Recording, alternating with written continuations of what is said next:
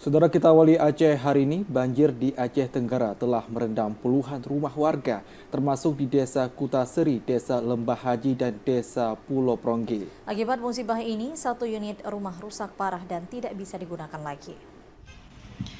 Banjir di Aceh Tenggara kini semakin meluas ke pemukiman warga di Desa Kutaseri, Desa Lembah Haji, dan Desa Pulau Prongge dalam Kecamatan Bambil.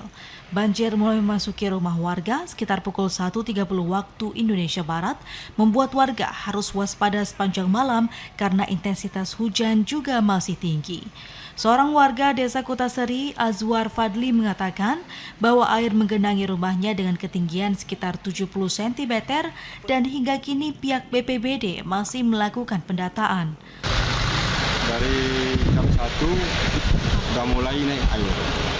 Kalau di daerah sini tidak deras, yang di atas di daerah kota lumayan deras.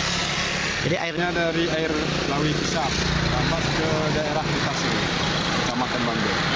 Azwar Fadli menambahkan saat ini warga dari ketiga desa masih menyelamatkan barang-barang mereka dibawa ke tempat yang lebih aman, baik rumah saudara maupun tetangga.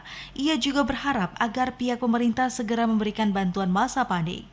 Sementara itu, salah satu rumah warga tidak bisa digunakan lagi karena rusak parah dan terbawa arus banjir hingga tidak satupun barang terselamatkan.